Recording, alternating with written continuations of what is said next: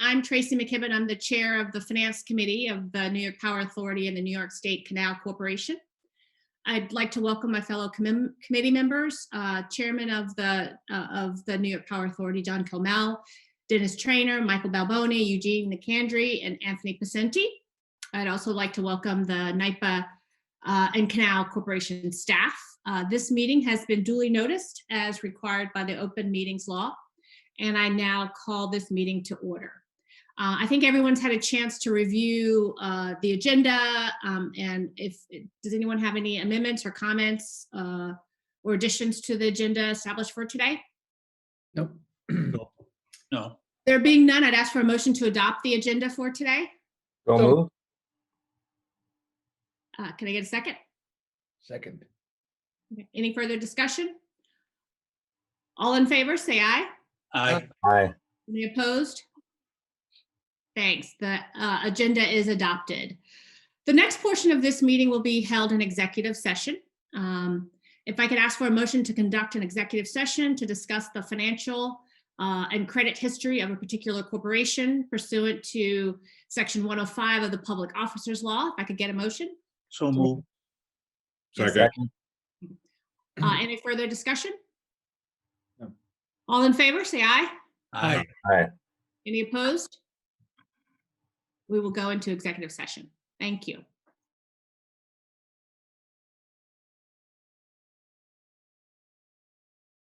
Now I'd like to ask for a motion to resume the meeting in open session. So moved. Second. Great. Any further discussion? All in favor, say aye. Aye. Any opposed? Motion carries. There were no votes taken during the executive session. Members were polled prior to the meeting regarding conflicts and have submitted all potential conflicts to the corporate secretary for inclusion in the minutes. I'd now like to invite Adam Barsky, EVP and Chief Financial Officer for the authority to present his report on financial operations. Adam, over to you.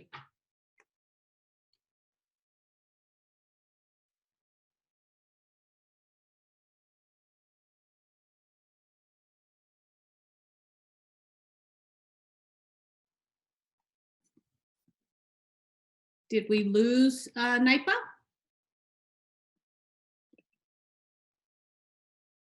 think you're seeing the screen and Go not ahead. the. We were muted. Okay, Go ahead. go Start ahead. over. Adam, over to you. Good morning, Tracy and trustees and the public participating in this Finance Committee meeting. Just as a financial update as to where we are, NYPA is through July 31st. Year to date, we have a reported negative net loss of $18 million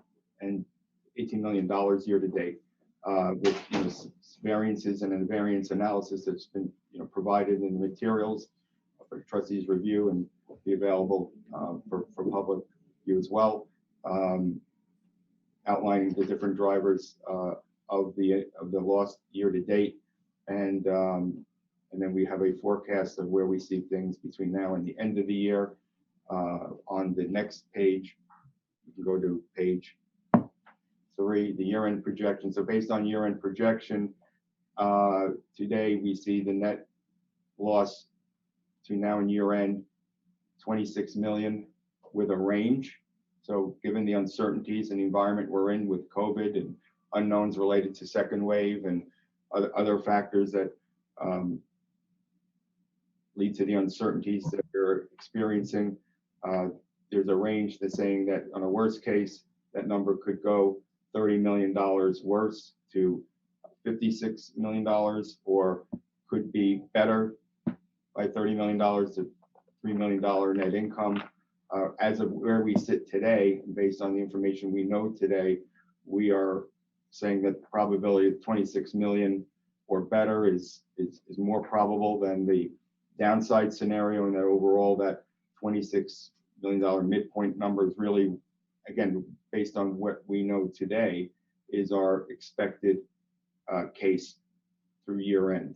The factors that could make it go worse, we've also outlined in the next page, which is really the unknowns related to another wave of COVID, additional expenses associated with that, the energy prices going lower than what is projected today, and the sort of unknowns of what our final tally will be in terms of the pension and OPEB costs between now and the end of the year. We'll have a better picture of that and idea on that in future meetings. We'll be able to have more clarity around that, but those things all going the wrong way lead to that downside scenario. Again, we're saying that's not the most likely.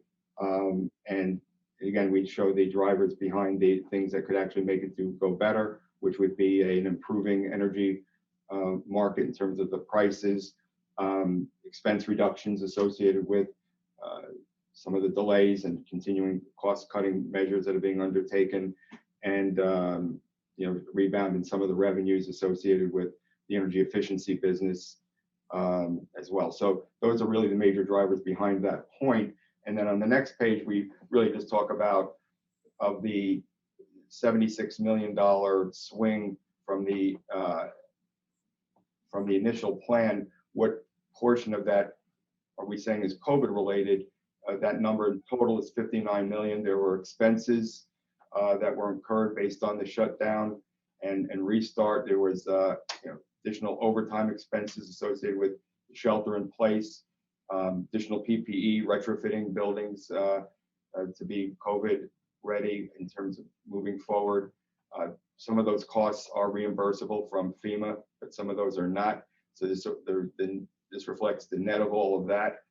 There's some impact of the slowdown in capital in terms of labor charges that would have otherwise been charged to projects that are not coming back into reducing the O&M, making O&M higher than would have been otherwise, and the impact of the revenues that we would have seen in the energy efficiency business because of the shutdown related to COVID as well, and the cost of doing the economic development program for our economic development customers in terms of the revenue loss associated with that. So the 59 million is really the COVID related aspect of that 76 million, that together with what we spoke about in the earlier meetings on the RTEP charge, which was a termination that sort of went against NYPA in its case in the PGM ISO related to our HTP line, and that has been reflected in our variance this year. So those are, I would say, the two major drivers. But underlying all of that is a regular business that we would be doing had not been for those aspects, and that has been sound and on track with what we would have otherwise have been expecting, again, absent those extraordinary events. At this point, I would open up to any questions related to the current year or year-end projections and underlying drivers. Adam, thank you. That's very helpful. I'll start with a question around, obviously we had a very successful bond issuance earlier in the summer to put ourselves in the best position to weather COVID. And it seems, am I interpreting what you've laid out here is that we've been able to navigate this as, this environment, this volatile environment, as well as most. But as you look at your forecast for where we might end up at the end of the year, would you say the biggest challenge will be our operations and our revenue from whether it's utility or commercial going forward, or more unpredictability around expenses related to COVID? Because it seems, we place ourselves in a good position. That's why we did, part of the reason why we did the bond issuances earlier in the year. And we seem to have navigated this as well as any other company has been able to navigate it, or utility, I should say. What do you, as you come with this forecast for where we might end up at the end of the year, the biggest question mark for you, is it around the utility or commercial operations, or you think that we will continue to do quite well throughout the rest of the year? Because of the position we put ourselves in and understanding of what the challenges are related around COVID.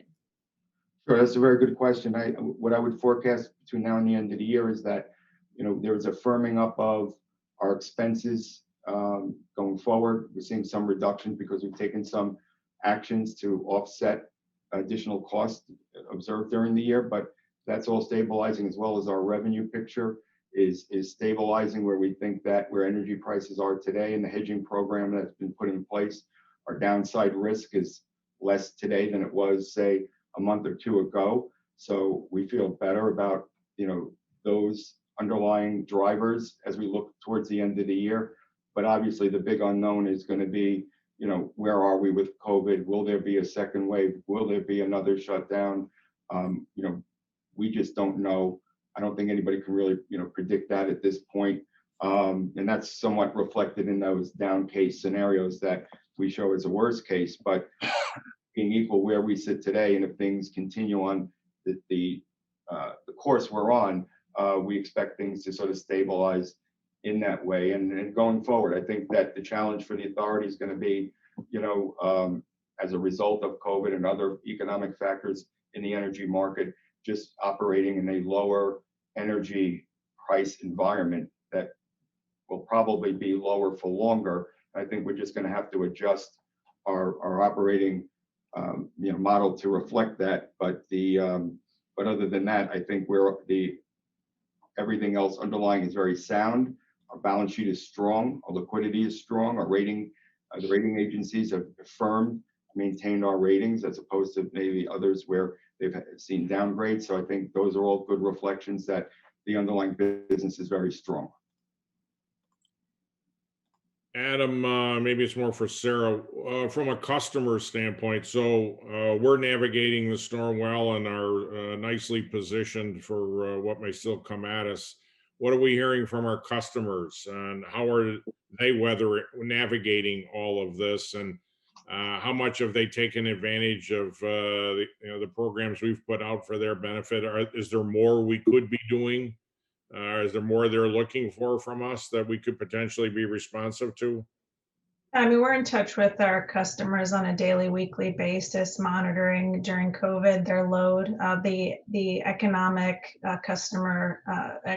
development customer assistance program was well subscribed.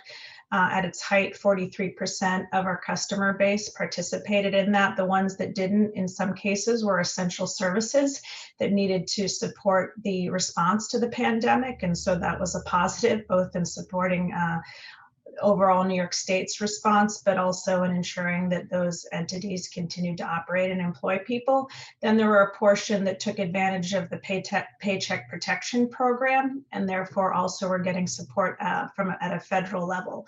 But what we've seen is the load of our customers has come back from the lowest point in April and May, and that's encouraging. But as Adam flagged, it's still below what we would otherwise anticipate. So more to come on that, but we are closely in touch with our customers and will respond to their needs as they articulate what additionally may be necessary. We're finding now with the EdCap program that it's about, at this point, their first payments are due after they had received the relief, but we have yet to see if any of them are under significant duress to pay their bills. All right, so the outreach is there, we're listening, and we'll be as flexible and responsive as we can. Exactly. And as you know, we have our customer satisfaction survey that is undertaken with a different sample set on a quarterly basis. And we received good feedback in terms of our specific response to COVID as part of that survey. Just looking to ensure that we can leverage, the strength of our position and who we are for the benefit of those we serve, and just make sure that's not lost on the market at large and or us. So, okay. Thanks. Thank you. Any other questions from the committee? Yeah, kudos to the team for navigating the storm well, and putting us in a good position for what's yet to come, the assorted winds that will continue to blow. So well done, Gil, Adam, the entire team. So good work. I agree. Thanks. This was just an update, so no vote is necessary. We'll now turn to David Mellon, Deputy Director of Canal Corporation, to present an update on the canal operations. Good morning, everyone. Good morning, trustees, public. Let's see, we are coming to a close of a very unusual and unprecedented navigation season at the Canal Corporation. October 14th is the close of navigation season this year. That's only 22 days away. Unprecedented for obvious reasons, but in essence, the season was cut in half.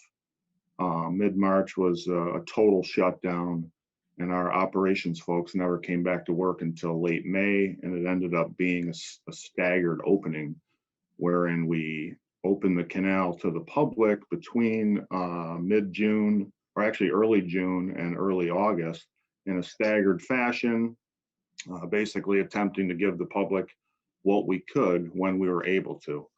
So lots of rearrangement, lots of reworked work plans, just a very unusual season. It ended up for the public being, roughly half of a season, 2 to 2.5 months of lost work time, and the public got a 2 to 3 month navigation season, depending upon location. So very unusual. The focus right now in canal operations is the non-navigation season and all the work that goes with it. We're planning 10 pump out projects. You may have heard that term in the past, but those are our significant maintenance projects that completely dewater a lock and basically go through and upgrade and or maintain various components that haven't been touched in roughly 8 to 10 years. Things like gates, valves, electrical, mechanical, concrete work. So the focus is definitely on the planning and scheduling for that work right now. We have about 2 to 2.5 weeks after the navigation season closes to do things like retrieve buoys and get crane service set up at these locations and mobilized to these locations. But by the first week in November, we should be underway with all of those projects across the state. If we go back to 2019, we studied the way the Canal Corporation has done pump outs over the years, and we made a handful of recommendations to improve the efficiency and safety of that work. And last navigation season, 1920, which got cut short a little, we were able to implement most of those improvements. So this year, we're really looking forward to, continuing to build upon the successes we had last year, and make that work more efficient. And we're hoping, to be able to squeeze in more work this non-navigation season than any other year. So lots of planning underway. Our dredging program will continue into November at various locations across the state. And in addition to the 10, major projects that we're undertaking this winter, we will have staff at the remaining lock locations across the state. So that leaves about 45 to 47 lock locations across the state. We'll have staff at all those throughout this winter. And each of those locations has its own work plan, a lighter lift than the pump out work. But work is ongoing across the state at many locations this winter, in essence.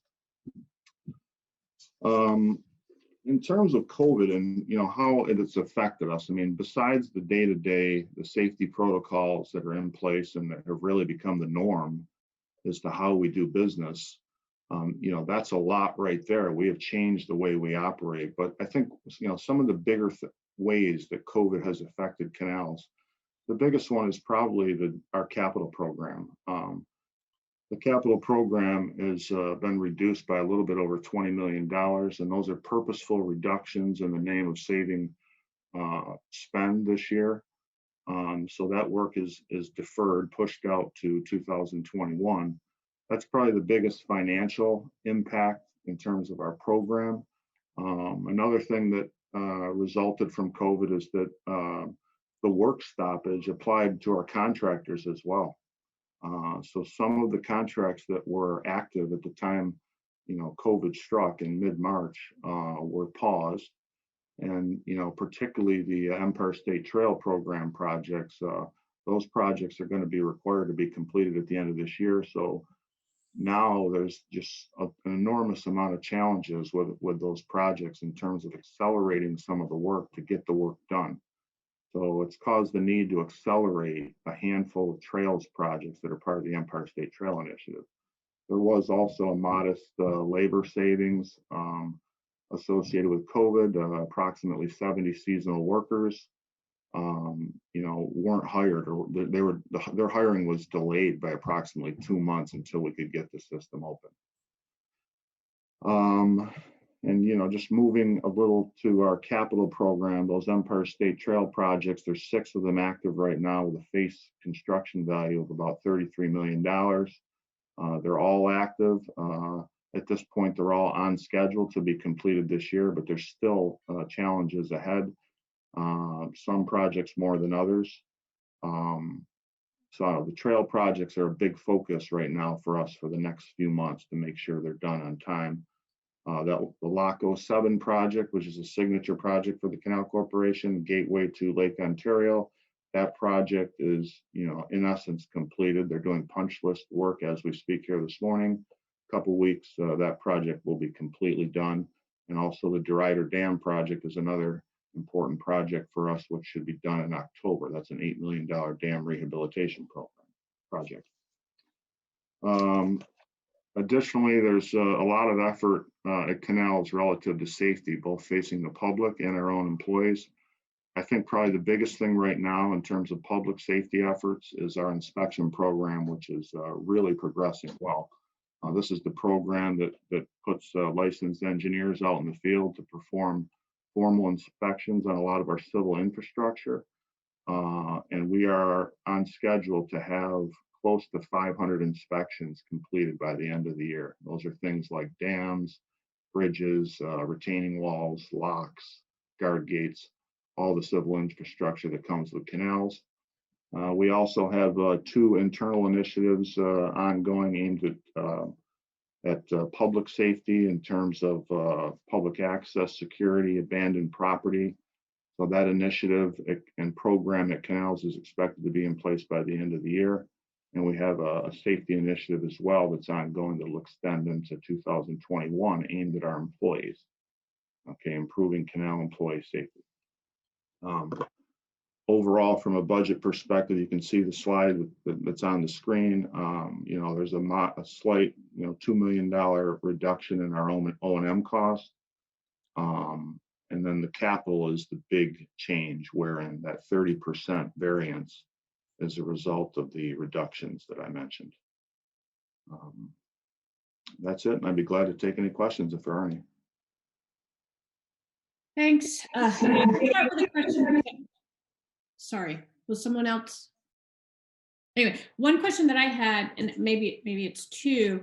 As I look at, sort of as you explained, we've sort of put some things on hold, so it's a matter of timing as a result of COVID. Can you walk us through why, there shouldn't be an expectation that we would have more significant reduction in our O&M expenses compared to, we've now had 6 months of less activity than we normally would have had.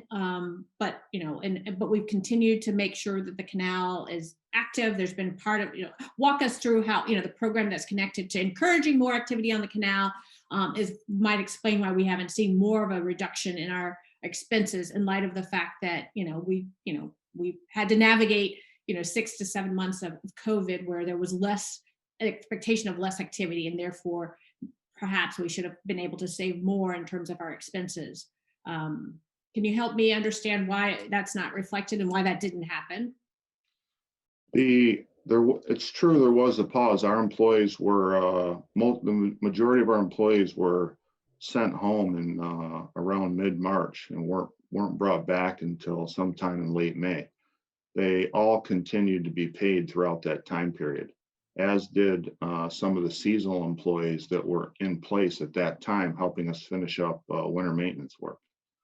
So, the biggest component of the O&M budget is labor, and all of our labor continued to be paid throughout all of this. There was, as I mentioned, a few months where we did not hire approximately 70 seasonal employees that are normally required to open up and operate the system during navigation season. That was delayed, so that was a savings. But other than that, the biggest component of the O&M budget remains, that we have to pay for it. Thank you. And Was that reimbursable by FEMA or under the, employees to stay home?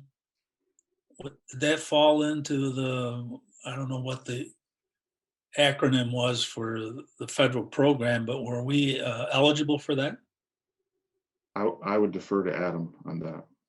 Are you Yes. muted or not? Yeah, Judge, can you hear me?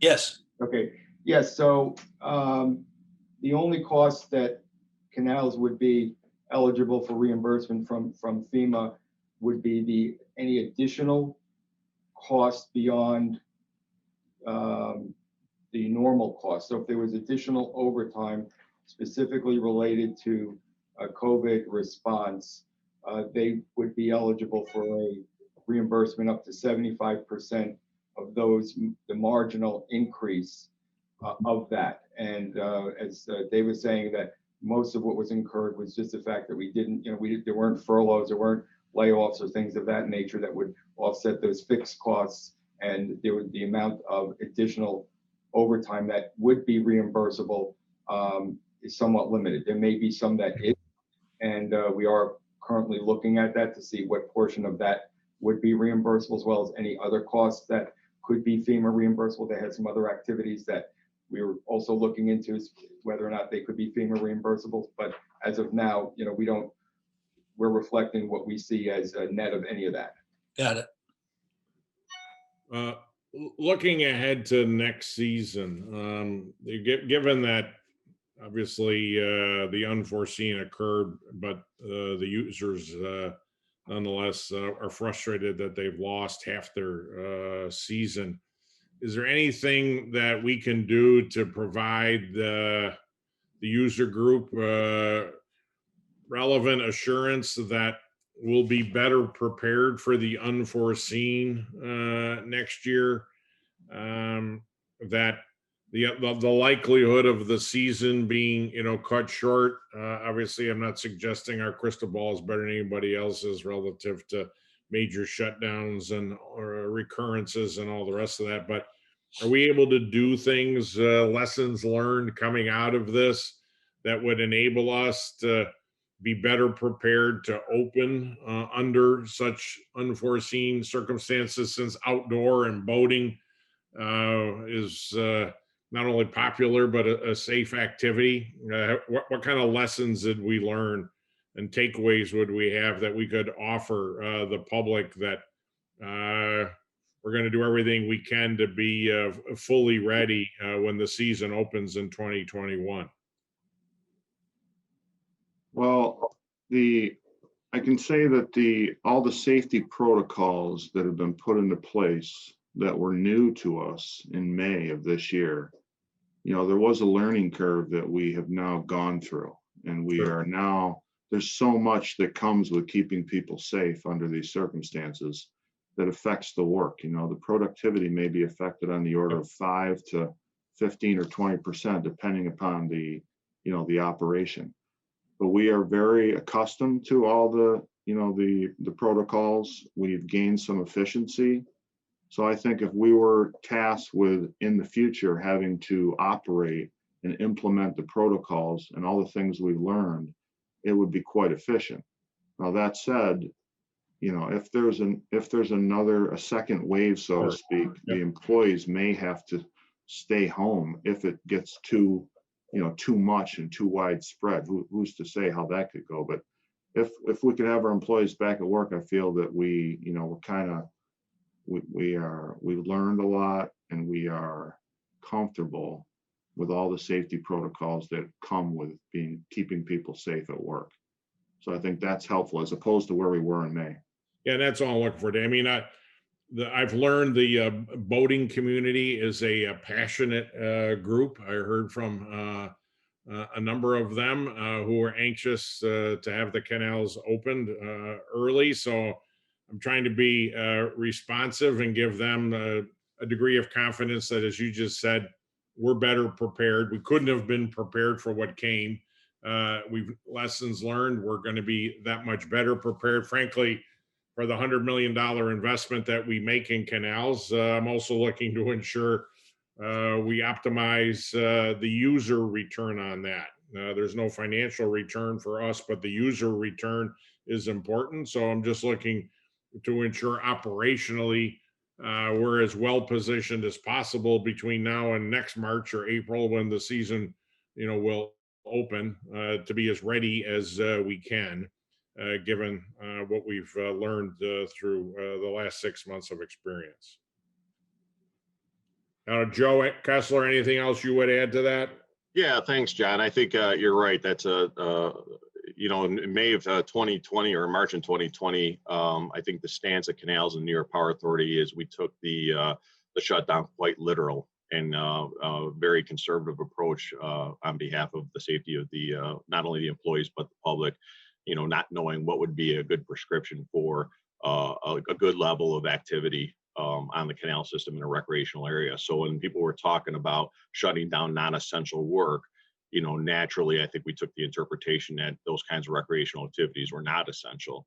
I think this year going into the next season, we can be certainly more precision and more prescriptive about what we can and cannot do based on what we've learned this year and keeping people safe and the ability to keep it as much open as we can in all areas of our business.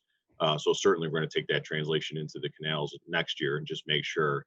And Dave and I have talked about our ability to rapidly finish up work. I think one of the challenges we had is when we did this shutdown, some of this work is significant in terms of its scale, and to shut it down took a lot, and to restart it took a lot, weeks sometimes, to restart some of this work with contractors and so forth. So I think we're going to have a better strategy in the spring of, if we have to, in the spring of 2021 to accelerate that restart if we have to do that. All right, excellent. Obviously, great to hear. And for those who use the canals regularly, I'm sure music to their ears. So, all right, great. Thank you. Great. Thanks, Dave. I appreciate that. That ties nicely into the next update. There's no vote that's necessary on this. We'll turn quickly for a status update of the Reimagine the Canals by Angeline Chandler, VP of Planning Empire Line, to present this update. Thank you. I'll start with our first phase economic development projects, of which there are 5. The Brockport Loop is a new pedestrian bridge that will connect the SUNY Brockport campus to the Empire State Trail on the other side of the canal, which will create a loop that provides a recreational and connectivity amenity for the village of Brockport. The owner's architect and engineer of record have been selected. These are 2 separate contracts, and we have a consent agenda item today for the owner's architect. Design will begin this fall with a 2023 construction completion. The first phase of our iconic lighting program includes 6 sites where we are lighting up canal infrastructure. We are currently in design on 5 sites, which are Little Falls, Tonawanda, Guy Park Manor, and the lighthouses at Verona Beach and Brewerton at either end of Oneida Lake. The 6th site is Fairport, and we're piggybacking on an existing DOT project there. It's already underway, and though the slide says there's a November completion, DOT tells us they're running a little bit behind, and we're looking at a spring 2021 completion there, with the other 5 sites to follow in mid-2021. The Cayuga Watercourse will be a whitewater facility, and the Cayuga Seneca Canal. We've completed a feasibility study for this project, and we have a concept design. We've looked at areas where there's archaeological sensitivity, and we are currently preparing a design RFP for a fall 2020 release. For Guy Park Manor, we are preparing a concept design that lays out a plan for a developer-built hospitality destination, providing lodging and dining facilities. The plan also includes ideas for using the movable dam at this site as a bridge to connect the hospitality facility to the Empire State Trail on the opposite side of the canal, where we are also exploring establishing a glamping facility.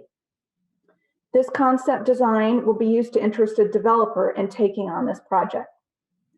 The development of this project will coordinate with and work around a FEMA-funded project at this site to elevate the historic Guy Park Manor out of the floodplain. For the Canastota Pocket neighborhood, we have received 3 responses to the RFQ released in May. The Madison County Planning Department interviewed the 3 developers last month, and stage 2 RFQ proposals from these developers are due back next month. Next. Moving on to our resilience projects and other programs. For ice jams, we have been working with Clarkson University to develop an ice jam model. This will help us to predict and monitor ice jams and flooding so that we can give communities more time to prepare in the case of a flooding event. We will have a scenario model complete by the end of this year, and the next 2 years will be spent on developing and rolling out an operational model. To address ice jams directly, we are on track to take delivery of an amphibious dredge in December of this year, and we are renting an additional icebreaker for the 2020-21 season. Our pilot fishing program is underway for a fall 2020 start. We will be increasing flows into 2 streams north of the canal in the western region throughout September and October. Then we will drain the canal twice, in November and December, and over a longer period of time than usual to extend the fishing season, driving an increase in tourism in the western region. And we're developing a promotional campaign to alert communities, fishing businesses, and fishermen to this new program. We will be working with Ag and Markets to develop an irrigation incentive program that will provide farmers with funds to install or improve infrastructure that is needed to pull water from the streams that are fed from the canal. This additional water will allow them to have a more reliable source of water and will allow them to invest in growing more high-value crops. To support both the irrigation and fishing projects, we are preparing a design RFP for a pilot project in Albion that will modify the waste weir to allow it to be remotely operated. Our staycations program this summer, developed in response to COVID, was hugely successful. We provided free kayaking and bike rentals and curated itineraries for outings in 6 locations along the canal system that promoted the canal and the Empire State Trail as local recreation amenities. Our online promotion received more than 124,000 website hits, which we estimate as reaching 1.2 million people. We had a total of 2,800 participants in the kayak rentals, and we had sold out situations. We will be repeating and expanding this program in 2021. Thank you. Thank you very much, Angela. This is an important update as we continue to look at how the canal can become less of a cost center for the authority, but more contributing to our revenues, and this important work. And so I appreciate that update that you've provided for us. Any questions from the rest of the committee? I don't know, for Gil or Joe, is there anything we can be doing, guys, to accelerate, the go forward implementation and make up for some of the delays and lost time? Obviously, it's in everyone's interest, the users, us as investors, that the Reimagine process evolves with real pace, or has our timeline just been kicked for 6 months? What's your sense of how we're going to be able to lean into that a little more aggressively going forward?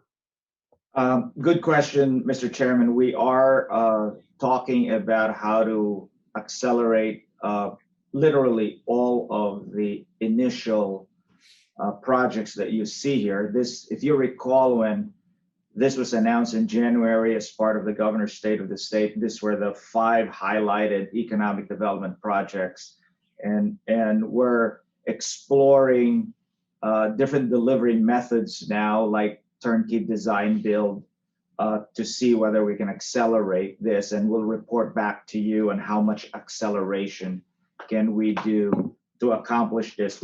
The other thing that we will update you on going forward is there are other measures, part of Reimagine that we're currently doing some initial work, and we'll provide that update to the board also. But you are correct. It's been my question to Angeline and the team on how we can accelerate this by using different project delivery methods to make sure that we can develop and build this project sooner rather than later. Okay, so maybe you guys can come back to us as part of the year-end plan or early next year and talk more specifically about that. That'd be great. Will do. Okay, thank you. Thanks. Any other questions? Thank you, Angela. No votes are necessary. Adam, you will give us a quick run through with regard to funding for the Canal Corporation. So this is, walk us through it. We've already approved the overall budget, but this is the latest request for release of funds. Adam. Oh, thank you, Trustee McKibben. As was mentioned earlier by Dave in his presentation, while there's been some additional expenses associated with the COVID response, also we mentioned that if to the extent there is any marginal increase in costs that is reimbursable from FEMA, we will seek that. But most of the costs have been fixed this year. We are looking for an approval recommendation to the board to approve the release of the funds to cover the next quarter release of 22.6 million. Right now, the forecast is that the budget, the spending should come in just under the budgeted amount between now and year end. The only risk to that forecast, as was discussed earlier in the general context of NIPA, is that the canals related portion of their pension and OPEB expense, when finalized, could be greater than what was in the budget, and we would then come back and discuss that should that happen. But that's the only thing that we could see that would be changing that forecast from where we are today. But with that, we would be asking the committee to make a recommendation to the board to release the fourth quarter funds for the canals. So moved. Can I get a second? Second. Great. If no further discussion, all in favor, say aye. Aye. Any opposed? Great. Resolution passes and it will be sent to the full board for adoption. Thank you, Adam. We'll quickly turn to legal operations and I now invite Robert Daly, Director of Licensing, to present the next item on our power project.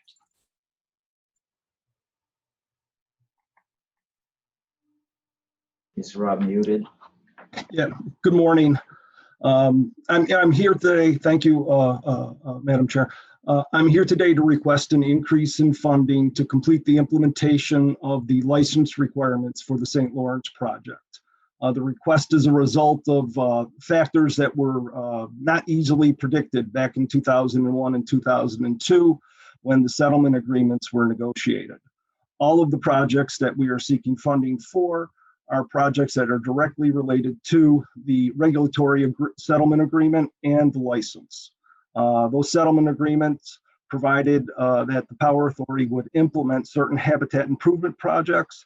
It also provided for the establishment of the Technical Advisory Council, or TAC. The TAC is comprised of the Power Authority, the U.S. Fish and Wildlife Service, and New York State Department of Environmental Conservation.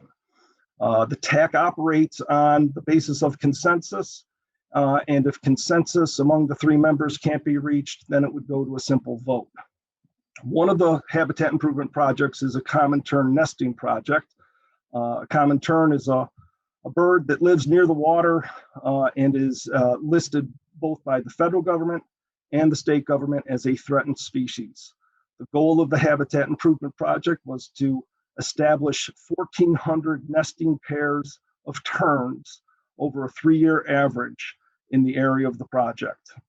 Annual monitoring has shown improvements and gains here. However, they have not been able to reach the goal of 1,400 nests. We have expanded the habitat areas to include mooring sites, navigation sites, natural islands, and ice boom sites. However, we still haven't approached the 1,400 number. The next step is to engage using a barge, which has been used in other areas of the country very successfully for this very purpose. The barge will provide flexibility to be able to locate it in an area where the terns are less threatened by either predation or competition for the nesting habitats. As of right now, Fish and Wildlife Service and the Department of Environmental Conservation have been unwilling to move away from that 1,400 number. So this effort is going to need to continue. Another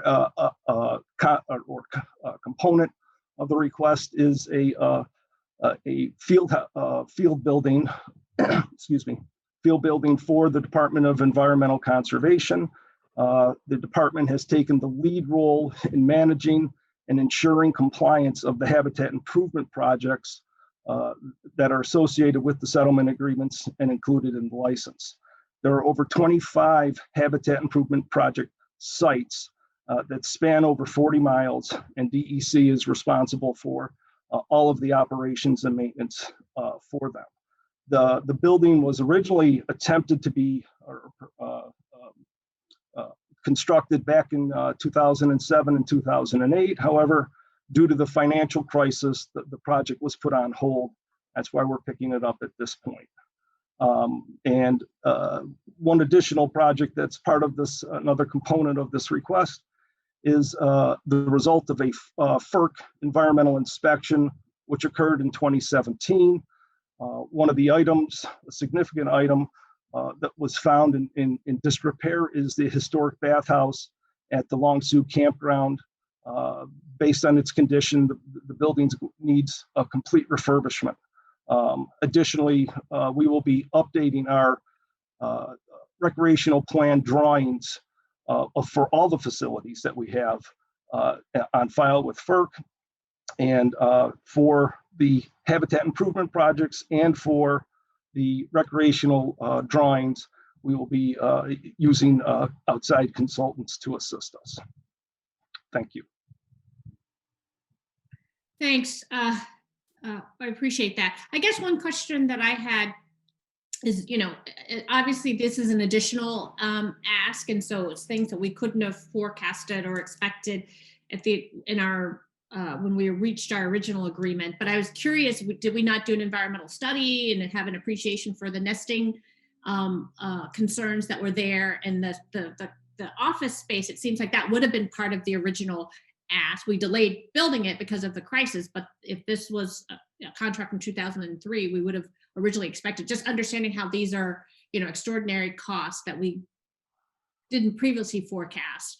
And if that's accurate, as opposed to, we've sort of gone over what our original budget was, and now need some additional funding to catch up. So can you just help me understand, really, are these issues that we didn't foresee because we didn't do an environmental study and it couldn't have predicted, and the office space being something that I would think would have been in the original plan, but I guess apparently was not. Is that right? It's certainly, it's a fair question. Specifically with the terns, I would say that the settlement agreements originally anticipated that the work for this project would be done by about 2015. They thought they would reach the goals by then. They've reached approximately 2/3 of that goal. The best 3-year average they've had has been in the high 900s. So they just really have not approached that number of 1,400.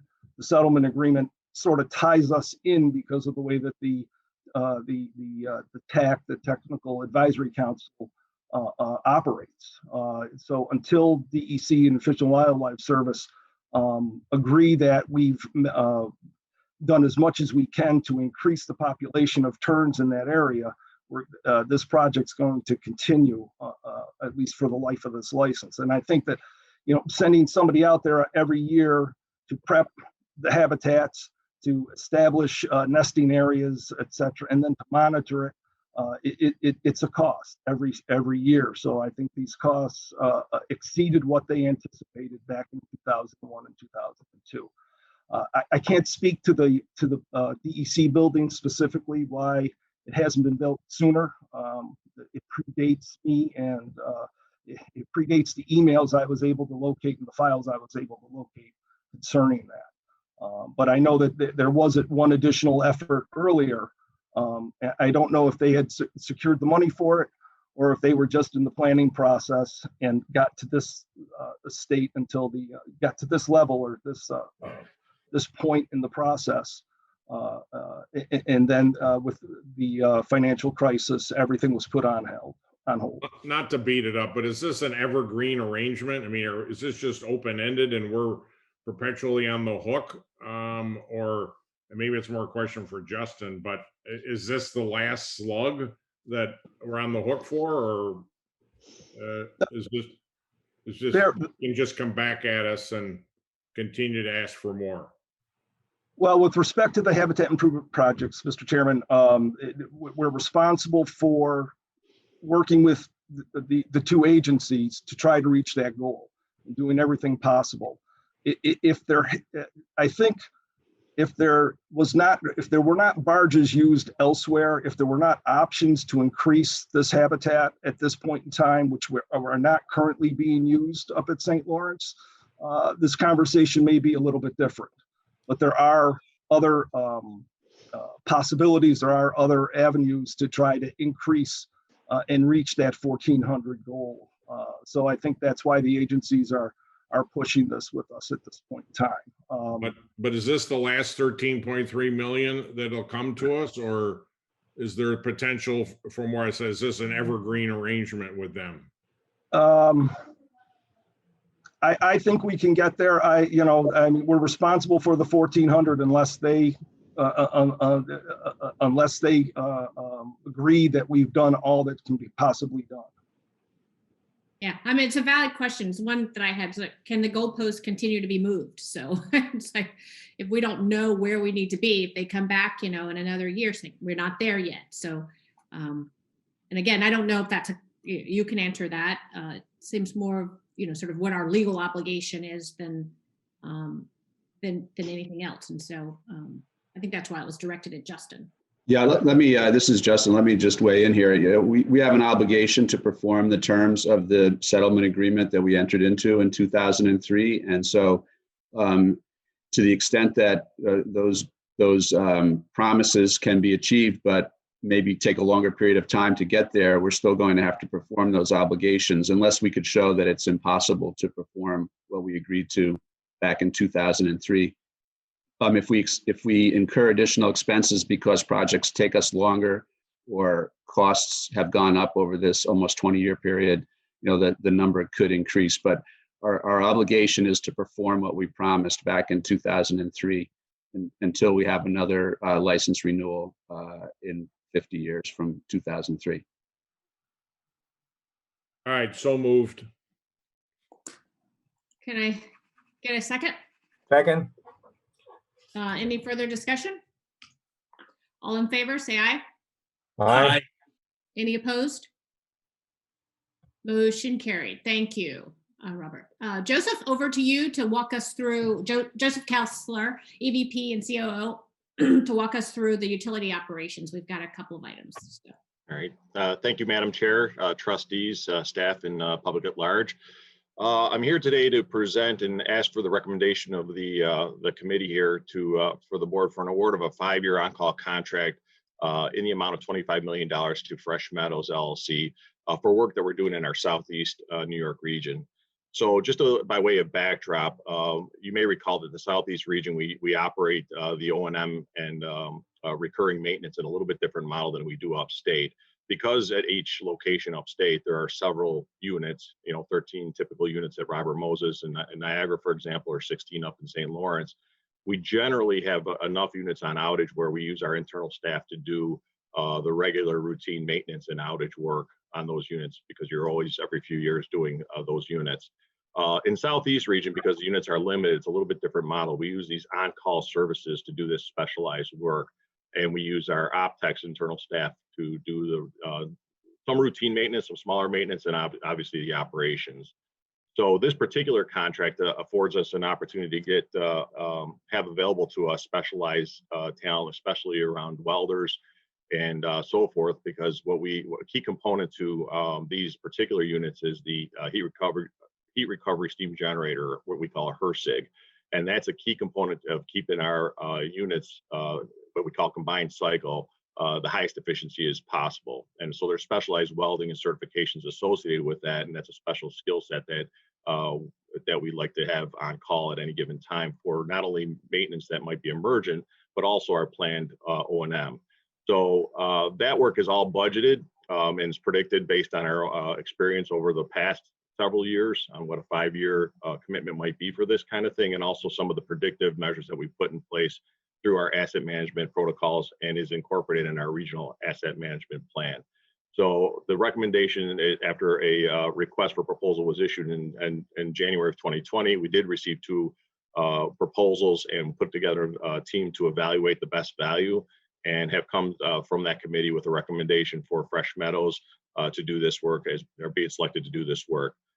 So the request is to have this committee recommend that award to Fresh Meadows in the amount of $25 million over that 5-year period. Also, just as a point, the entire $25 million may or may not be spent. What it is it basically allows us to issue purchase orders against that $25 million as these emergent planned work come into play.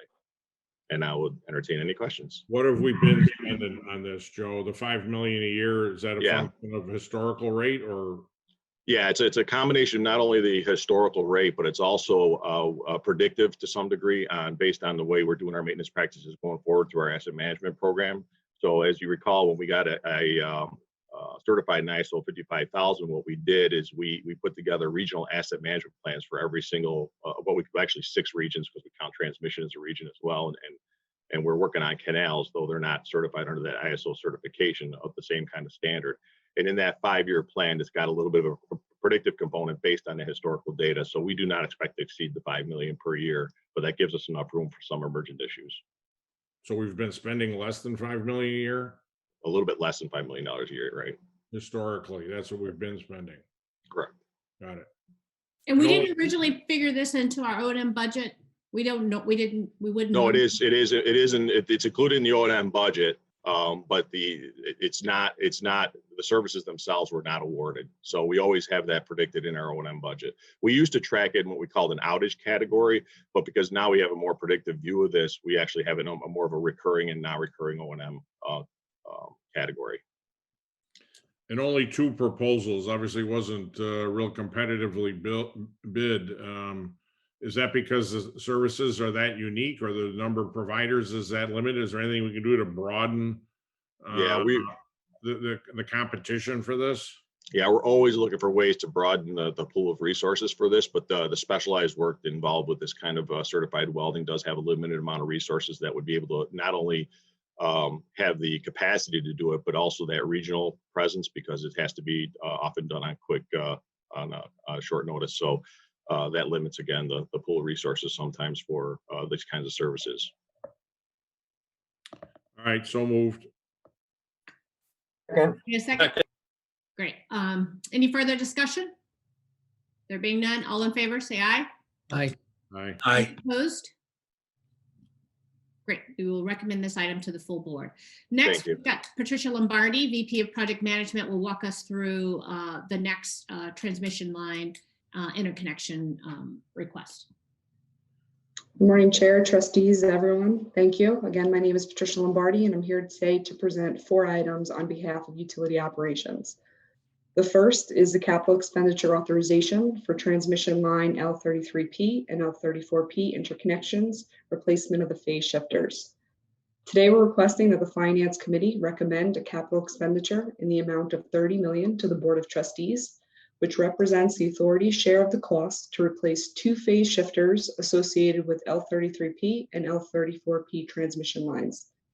NYPA and Hydro One of Ontario, Canada are parties to an interconnection facilities agreement governing the operation of the 230 kV L33P and L34P transmission lines between Northern New York and Ontario.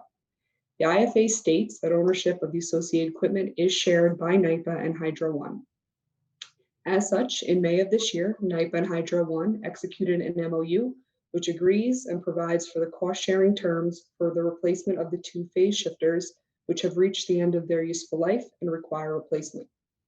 The majority of this work, including equipment procurement, design, and installation, will be completed by Hydro One, with the authority providing technical and operational support, along with 50% of the total project funds. Targeted completion for this work is 2023. In the bottom right-hand corner, you'll see 2 photos of the phase shifters, which are located on Hydro One's property. Under normal operating conditions, the phase shifters are used to regulate and maintain the power flow exchange between New York State and Ontario to provide critical balance between the interconnected transmission systems. Under emergency conditions, the phase shifters are used to transfer power to assist the entity experiencing a reduction in power output due to loss of generation, or to help channel power flow to nearby transmission lines to relieve transmission overload. The total project estimate is approximately $60 million, which is split by NYPA and Hydro One. To date, $600,000 has been approved in preliminary funding. So the current request of $30 million will authorize the balance of funds to complete the project. Thank you. With that, I'll ask for any questions. Thanks, Trish. Is the time for a phase shifter like this not 10 years? Because the original agreement was back in 2007, and so this is now, has expired, so we need to update. So is the usual life we can expect every 10 years is when these are normally replaced?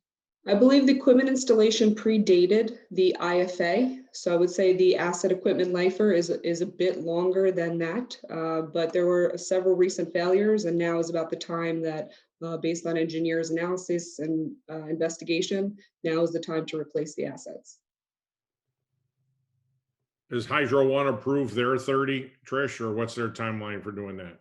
Correct. They've already approved it. Okay. All right, so we got to jump in. So moved.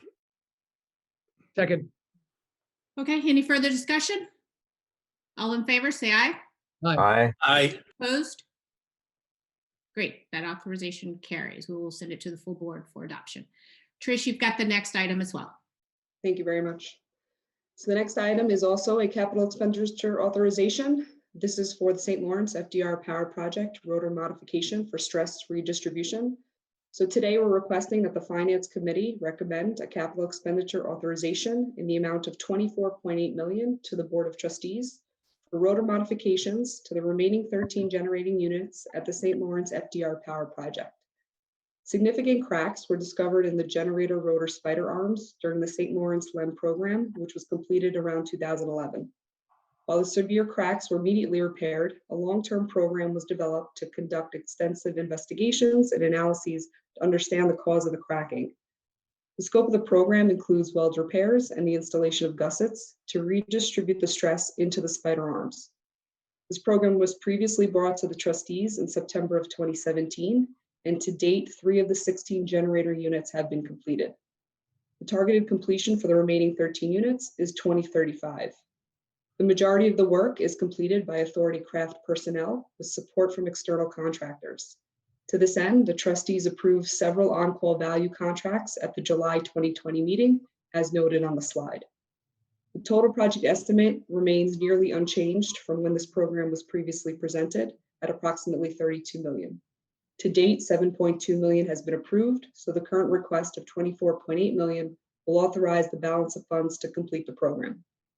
And with that, I'll thank you and ask if there's any questions.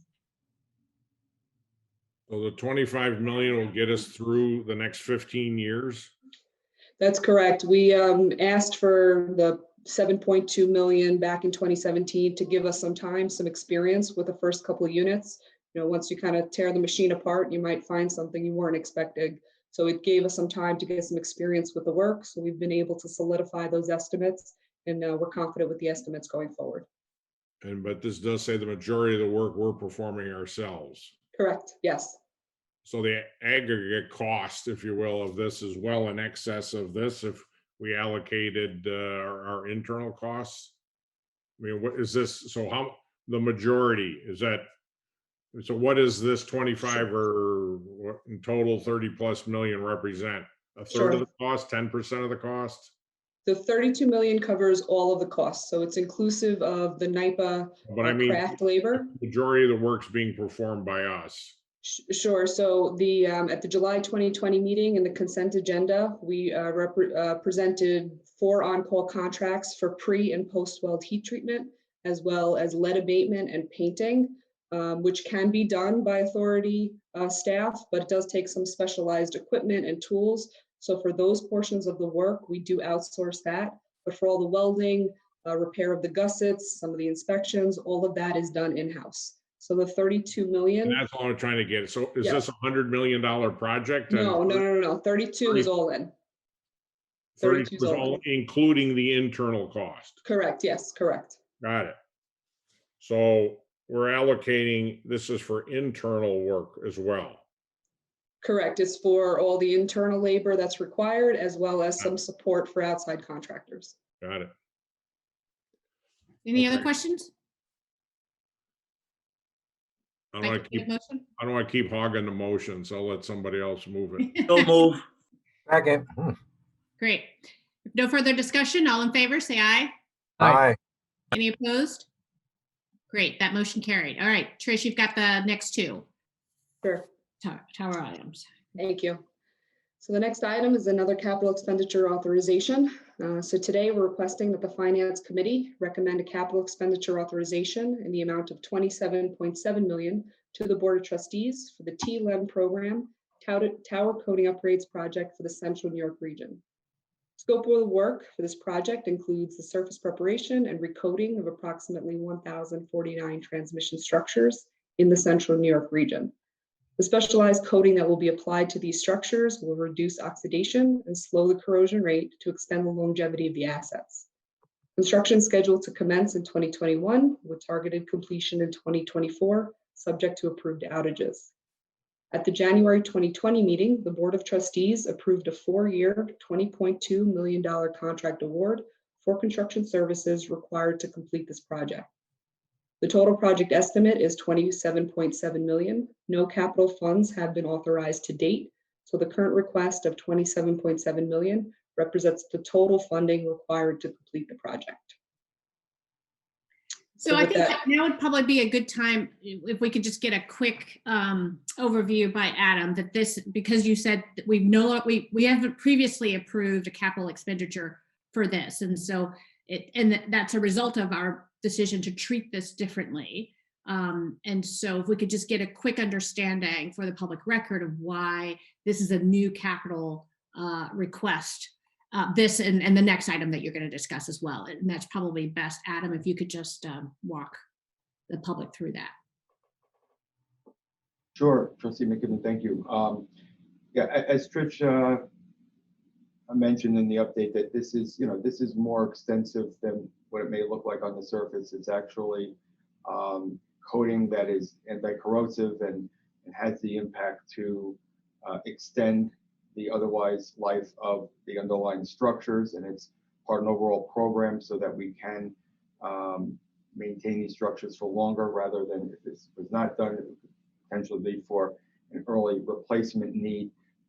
As such, there was an outside study that looked at and covered these points and confirmed the benefits of this work to extending the useful life of the underlying assets, for which we have looked for an accounting determination, and it confirmed that this can be treated as a capital project, and as such would have a 5-year useful life associated with it. So that's, just want to make sure that people understand that the basis of the reclassification. Great, thanks, Adam. So this is, any other questions on this? Because it also applies to the next item. I was just saying, why don't we just bundle the 2 together? Yeah, exactly. So Trish, if you wanted to walk us through the second one, since Well, there. you're going to say the same thing again, right? So that's what I'm saying. We got 56 million. You're going to do the same thing in Western New York for another 30 million bucks. So my questions are, is that when you bid this work out, are there multiple firms, or is one firm or the same firm's going to do all the work? Is there leverage and benefit to us and scale here, or how do you go at this? 60 million bucks, meaningful number for upstate New York contract. Sure. So there's been a number of different contracts issued over the last few years. This is the third program. We've previously completed the tower painting in the Northern New York region several years ago. So traditionally, when we do bid this work, there's only 1 or 2 bidders. We do continue to competitively bid, working closely with John Canali and his team, trying to go after more vendors, trying to open up that pool, but historically it's only been 1 or 2. For the Central New York work, we're already locked into a contract for the duration of the rest of the work. And for Western New York, we will be going out once again next year for a competitive proposal to complete the work. So we will give it another shot to try and expand that pool of bidders. But if there's only one bidder, it doesn't sound horribly competitive. Again, it's competitively bid each time, and each time either we get 1 or 2 bids. So procurement is trying to reach out a bit more, trying to expand that pool every time we do go out. But yes, historically, it's only been 1 or 2 bidders, even though we do competitively bid to the public. Trish, this is a little dangerous work. The people painting have to climb those towers. Correct. So there's not a lot of people out there willing to do that, as I understand it. So that may be part of the explanation why you're only getting 1 or 2 bidders. That's correct, Judge. It is highly specialized. It is highly dangerous, and we do take our safety program very seriously. So yes, that could account for some of the interest, being limited to a small pool, especially in this region.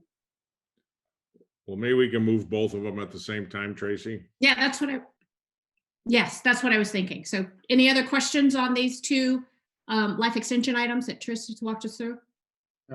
I'd move them. Okay. I second. All in favor, say aye. Aye. Any opposed? Great. The motion for these 2 items carry. Thank you, Trish. Thank you. We'll now have Sarah Salati, EVP and Chief Commercial Officer, walk us through commercial operations. And there are 2 items that she's going to walk us through. Right, good morning, everyone. It's still the morning. Yes, so the 2 items that I have to share with you here really are looking at expanding the services that we're providing to our customers, accelerating project delivery, particularly for smaller projects at a cost-effective manner, and ultimately helping support meet our strategic goals with greenhouse gas reductions and savings for our customers on a bottom line basis. So the first item is LED street lighting. I'm requesting that you recommend to the board the approval of the award of construction services for street lighting direct installation services to 3 firms: Candela Systems Corp. From Hawthorne, New York, D&M Contracting Inc. from Elmsford, New York, and EJ Electric T&D LLC from Wallingford, Connecticut. The direct installation model is meant to support the installation of projects of street lights fixtures of 500 or less. And this is in comparison to our larger projects that are being implemented. The costs are recovered directly from program participants, and the amount that is going to be funded for these services was previously authorized by the Board of Trustees as part of your approval of the energy efficiency program. As you recall, the Governor of New York announced in January 2018 a target of LED retrofitting of 500,000 streetlights across the state by 2025. And since then, NYPA has been leading the charge with installations in the cities of Rochester, Syracuse, Albany, and Utica. Been very well received, and complementing that has been our Smart Cities Grant Program that's provided additional funding for smart city technology, supporting public safety, connectivity, environmental, and transportation. It also is complementing the NYPA Street Lighting O&M program that looks to provide ongoing maintenance services to ensure that our customers that install these LED streetlights maximize the equipment's life and continue to benefit from the energy savings and greenhouse gas reductions. This program is different than the traditional NYPA energy efficiency projects in that the traditional design build model is better suited for larger street lighting projects. Here we're cutting down on the time and recognizing that these retrofits are a one-for-one replacement in the existing fixtures. So we just undertake a street lighting analysis, and then we customize a line-by-line identification of the items to be replaced. So under this program, we're anticipating installing about 250,000 LED lights, which will result in 60,000 metric tons of greenhouse gas reductions and savings for our customers of approximately 30%. So it's requested that the Finance Committee recommend to the trustees the award of these construction services to Candela Systems Corp., D&M Contracting, and E&J Electric in the aggregate amount of $150 million for a term of up to 5 years. Happy to answer any questions. Sarah, the expectation is that we'll recover this, right? This is Yes. This is what Yes. we recover from our customers. Okay. Yes, 100%.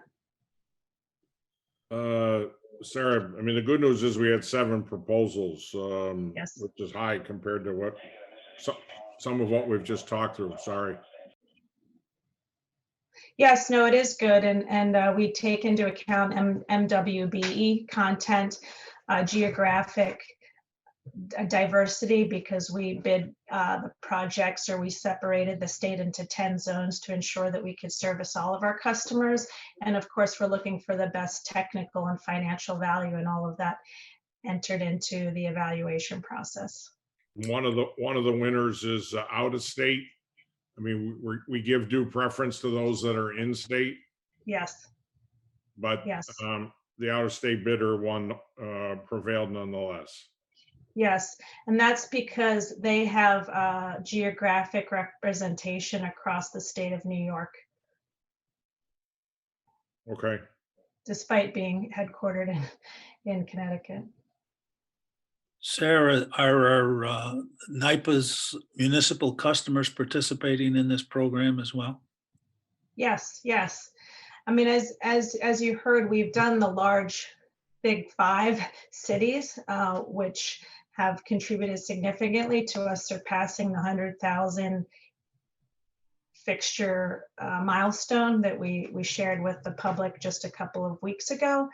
But now what we're seeing is that we have customers, small municipalities, maybe they have 20 street, or villages have 20 street lights, and we're really trying to identify a service that can meet their needs, recognizing that it doesn't need to have the high level of complexity and the scale that some of the larger cities have. So for us to continue to meet the targets of the governor, we have to identify more effective and agile delivery models. Yeah, very good. We're meeting the customers where they are and recognizing that we can add value to the smaller cities as well as the larger cities. Right. Good work. Any other questions? With that, if I entertain a motion on this item? So moved. Second.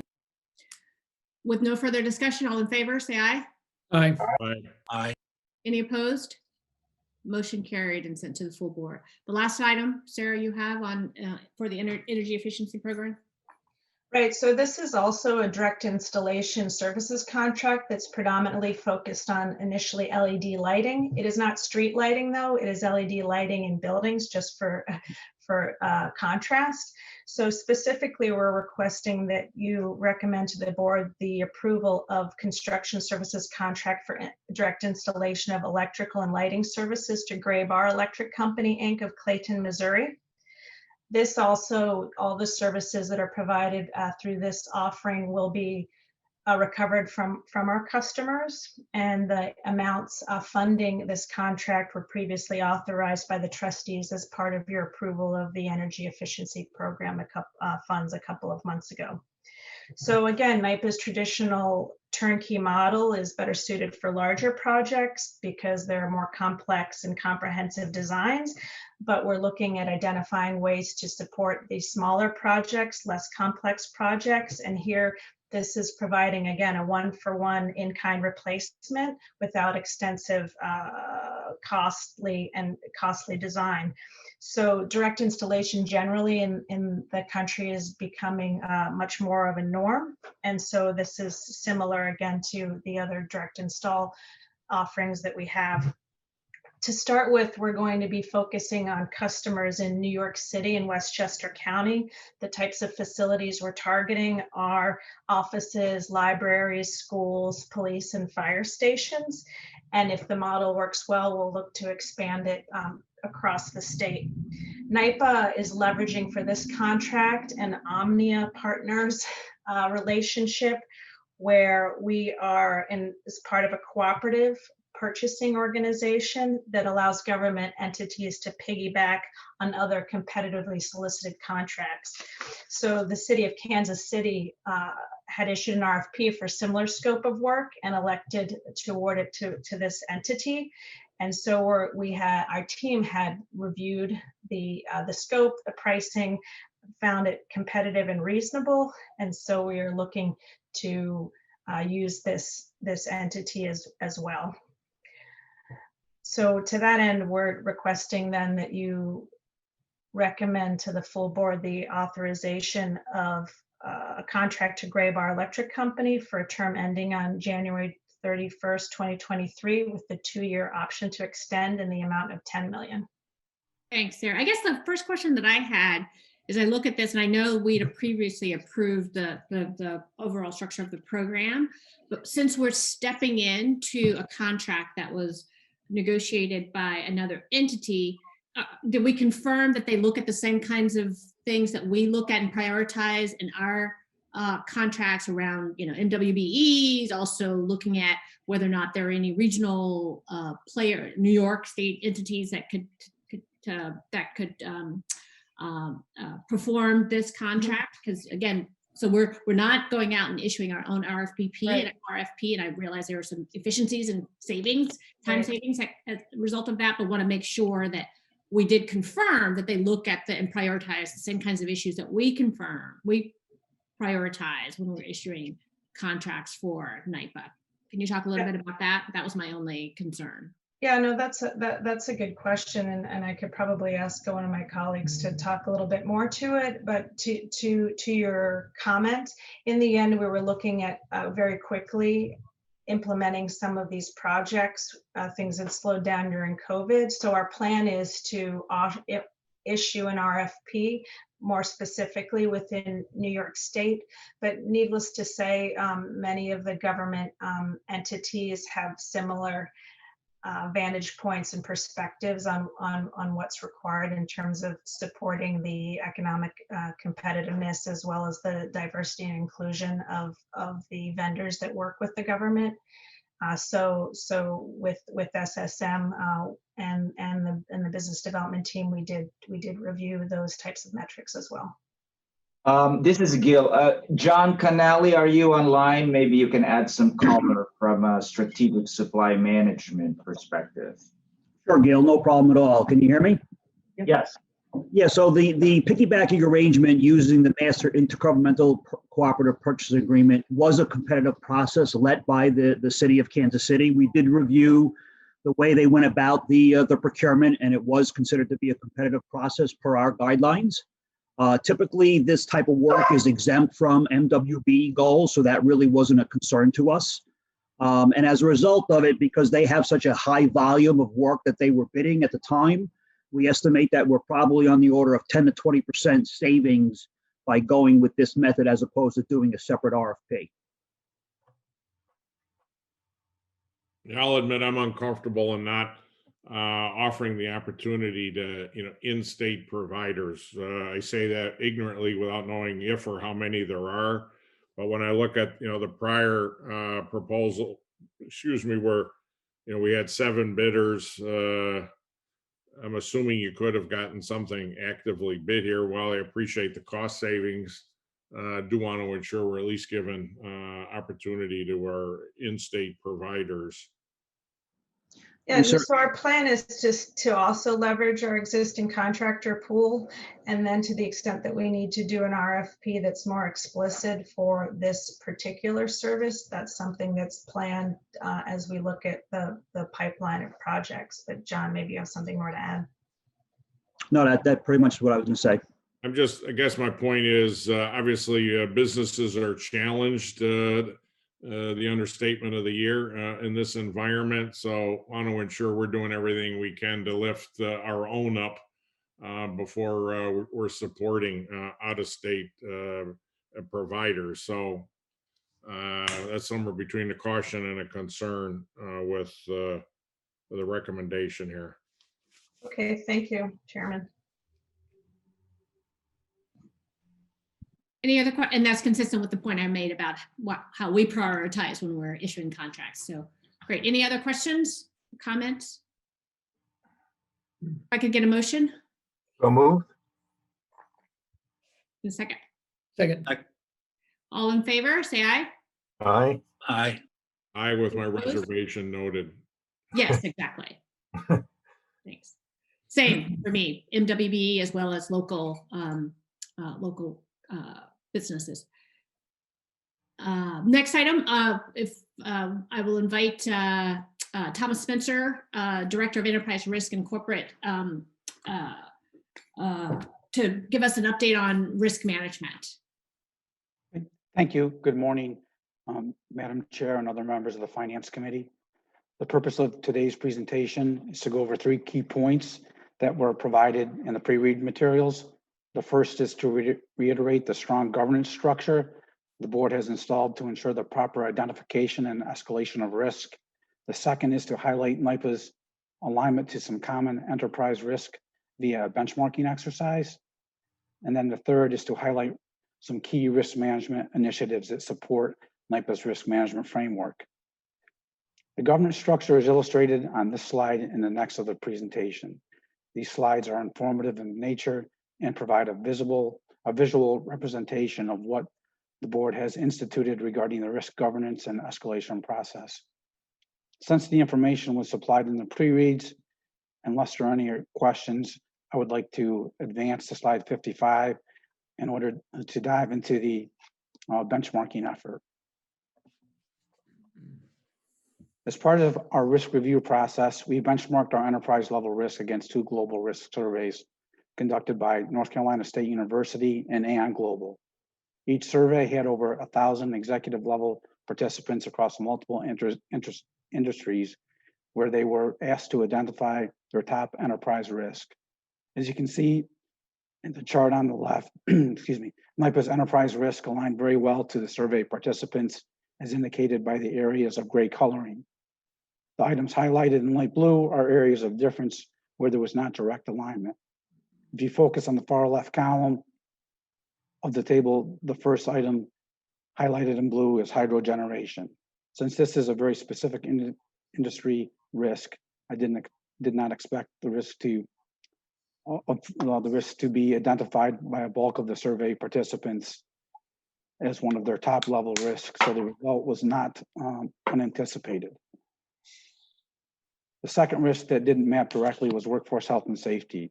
And while not directly identified as a top risk for some companies, it is reasonable when you consider the lines of business of some of the participants, such as financial services or retail, where safety is less of a factor. This also makes sense for NYPA when you consider the high safety and health risk associated with operating a power plant or transmission lines. And finally, in the light blue blocks in the center column states an organization's culture may not sufficiently encourage timely identification and escalation of risk issues. While this may be a top risk for many of the survey participants, NYPA is certainly working to mitigate this and addressing this through its active risk culture and the governance structure detailed on the previous 2 slides.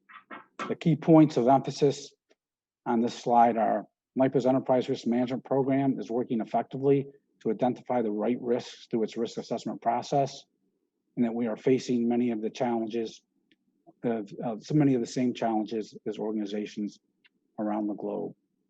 If we could go to the next slide.